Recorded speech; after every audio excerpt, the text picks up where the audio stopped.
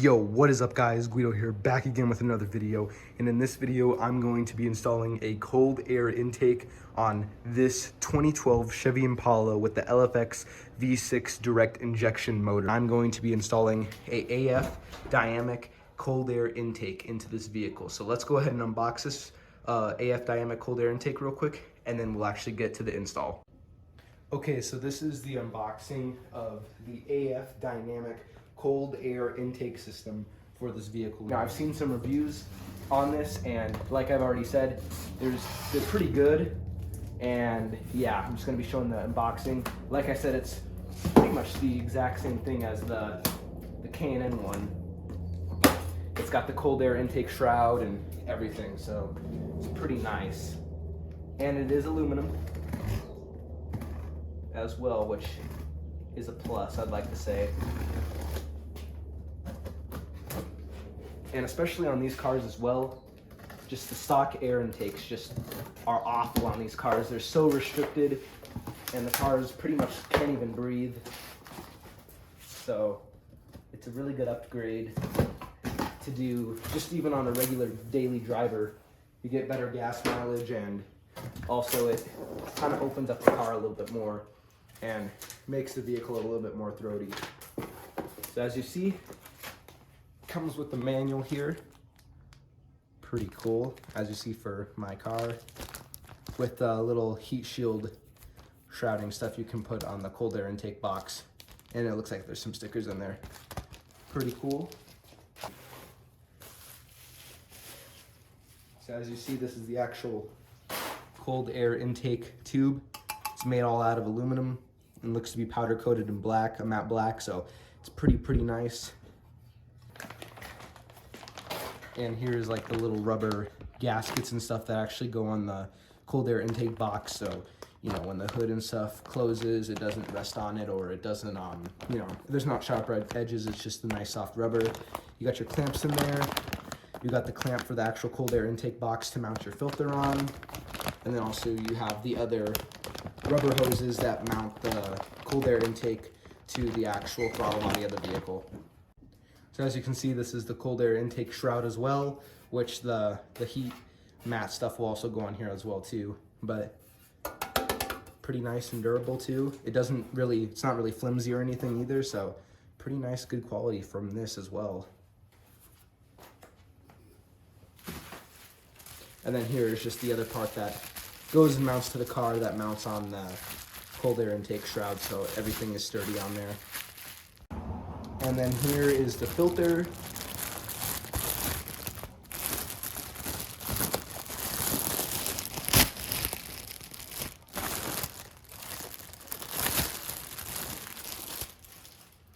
Very nice.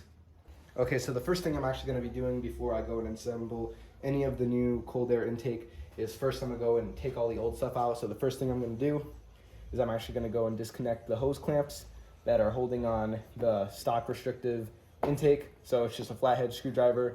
There's one here, and then there's one here. Also, I'm going to remove the mass airflow sensor connector right here. So you just pull up, give it a wiggle, and just like that, it'll come out, and just kind of tuck that behind there so it doesn't get in the way. Undo this hose clamp here. Just get it loose enough so the filter will come out. And then you're gonna need to go and take your engine cover off as well, so you can access the hose clamp that's behind here, because depending the way this was mounted, it's gonna be in there and you can't access it with the cover on. So as you can see, I just removed the engine cover. Here it is. It's super easy. There is just a couple of points here, 1, 2, and 3, and it just goes and lifts up and pops straight off of them. You are gonna have to take your oil cap you have to unscrew that for this to pop up, otherwise it won't. So I unscrewed it and popped this off, and then I just put it back on there, so you know there's no contaminants or anything that goes into the motor while I'm working on it. Now when you are working on your car, it'll be easier to see, but there is a hose clamp that is right here. You just gotta go and undo, like I already said, just with the flat head, just like that. So now what you have to do is you actually have to go and remove this little supporting beam right here there's 3 bolts. There's one here, and then one there. And you're gonna remove it with a 3/8 ratchet with a 1/2-inch socket.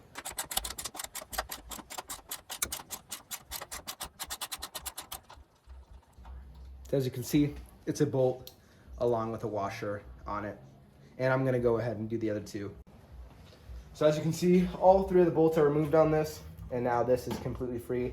There is a little wiring harness attachment on here, which if you want, I guess you probably could push out because it's just plastic. I am gonna just try to push this thing to the side. Next thing you're gonna do is, as you can see, my car has the California emissions hose on here. So simply this just kind of folds off just like that. And as you can see, that's off. So the air filter box is ready to come out. And as you can see, you already went and loosened all this. So this should be completely free. And it should just come off. Now down in here where the air filter box actually mounts into, there is little stems that it actually goes and just pops on, which have to go and get yanked up and outwards so the air filter box can actually come off. But firstly, I'm gonna go and get the hose out of the way that is on this air filter box. And like I said, down in here, it just pops on them. As you see right there, I just popped it off. And move your little coolant overflow hose out of the way. Get that off of there. And then there's, I believe there's 3 that this mounts to down here. So just go and give it a good pry. Okay, and I just popped this thing off. As I was talking about, a little difficult trying to get it off, but as you can see on the bottom, 1, 2, and 3 right there. It just goes and mounts in just like that, and you just gotta kind of yank it off of the little stems that it's on initially, and then it'll come free. So as you can see with the air filter box all removed, there is just a little stem right there, and the other one there, and the one right there that it goes and actually mounts down onto. So you can pretty much just see all the space that's here within the motor that little box was pretty much taking up. So once that is completely removed, you're just gonna go and just pretty much yank your hose off that you loosened from the throttle body right here. The PCV valve is here, so you wanna go and remove this first. Just right here where the blue is, press that in, and just it comes off just like that. And be careful if your car is hot, because there's oil right there, and it's pretty much just hot oil, so watch out for that. And then you can twist, and it comes off just like this.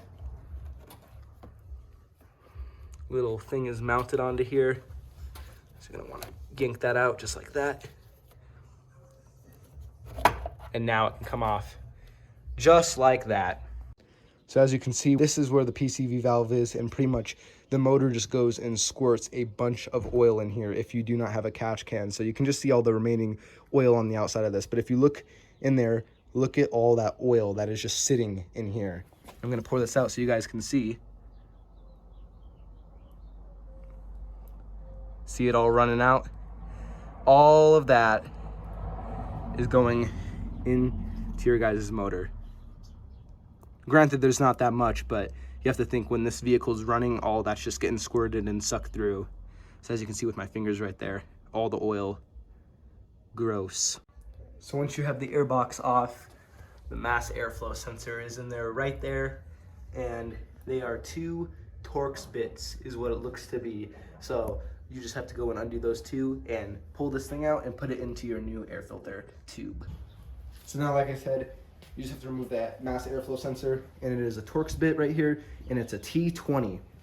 As you can see, I just went and removed the 2 T20 Torx screws right there, and now your mass airflow sensor just slides straight out. Just be very delicate with this because it's a pretty big deal for your vehicle. And just like that, it comes out. Just like that.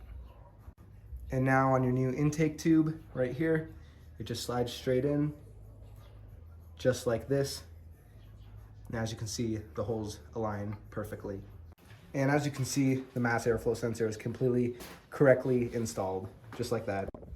So as you can just see on the cold air intake shield, I just installed this part which goes and mounts onto the grommets that actually goes and holds this thing down. It's super easy. They give you 2 Allen screws right here. As you can see on the back, one there and one there. And you just go and screw in this plate right here. Like I already said, the grommets go on here and it mounts actually onto the computer of your vehicle. So now the next step is the little air filter part where your air filter actually mounts onto. This has to just slide into the actual cold air intake shield. And once it's on there, there's 2 nuts already pre-installed on the back of this thing. And then you just take your Allen screws that are provided right here and just slip it through there and screw it in. It's really, really simple. I highly recommend using some medium strength blue thread locker, especially on these bolts, just because they're a little bit bigger and you know there's a lot of vibrations and stuff within the engine bay. So as you can see, the little rubber bushings, I guess, whatever you want to call them, from the stock intake, just go and yank them out of there, out of the stock intake box, and then they just go and mount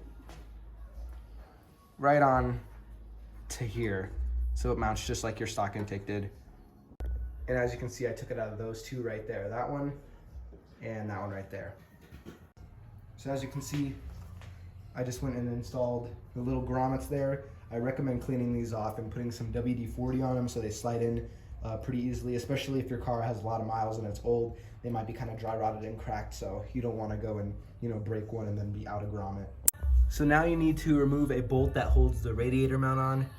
This one right here, and I am using a 1/4 inch ratchet with a 10mm socket on here to go and remove that. So as you can see, the bracket right there that I installed that they include, which actually goes and mounts the cold air intake box on, and then it also goes and snaps onto the computer right there. Now the next thing to do is just to install your air filter onto your box right here. It just slides in and then you go and put your hose clamp on. But what I'm gonna do is put that little rubber shrouding around this so it's not all sharp. So as you can see, I have the heat backing on there. It's just 3M tape that kind of just goes and sticks it on there, but it's on there really well.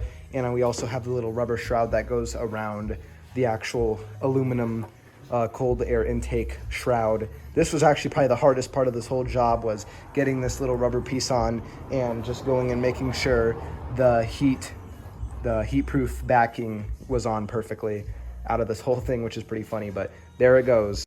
Now what you're gonna do is you're gonna go and install your filter on here with the hose clamp, and this is just gonna drop down and snap onto the little posts that are down there.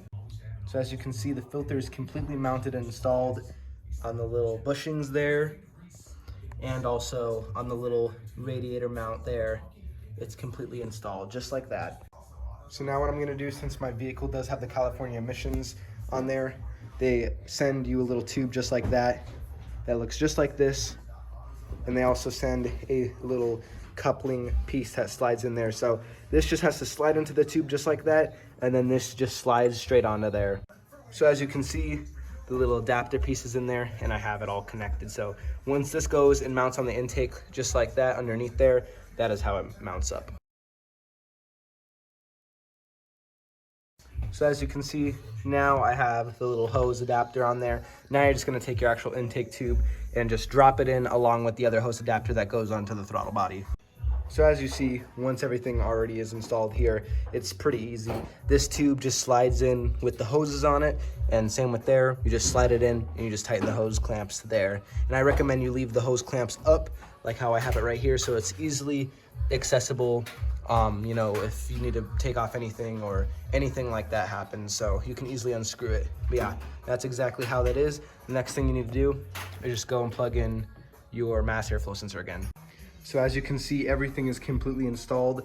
That just slips down just like I said. Go and connect your mass airflow sensor. You may have to kind of bend this and untangle it a little bit from this wire that's here, so it has enough room to stretch right there.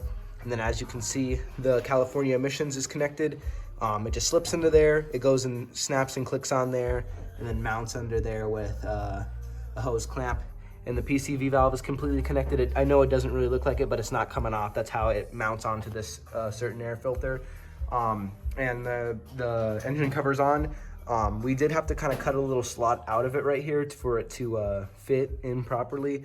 And also it's kind of just held on there just by the two other sides because this side is kind of being lifted up by the PCV valve the way it mounts. But other than that, it's completely on there and completely installed. This is how it looks. Awesome. Heck yeah, and I'm gonna start it up really quick so you guys can hear it and see if we throw any check engine codes. And now the last thing that you have to do once everything is completely installed is just go and install your brace again, just with the 3 bolts. And when you go and install it, I recommend you go and put at least a medium strength thread locker on all the bolts.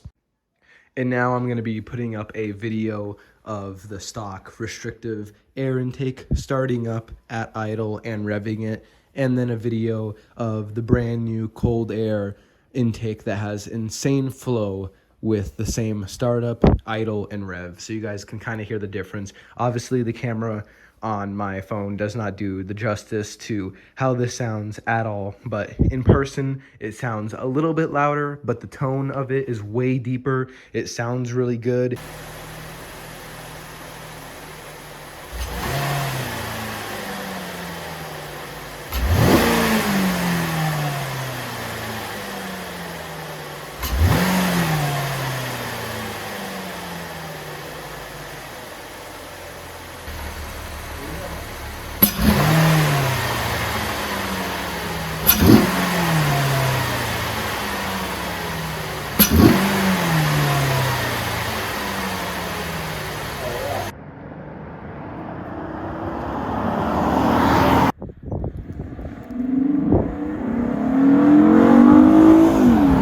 If you guys enjoyed this video, make sure you guys like, comment, and subscribe, and hit the notification bell so you can stay tuned to more Impala related videos. There's a catch can video coming out, how to mod your PCV valve video coming out, and much more. So make sure you guys comment, like, and subscribe, and stay tuned, and peace.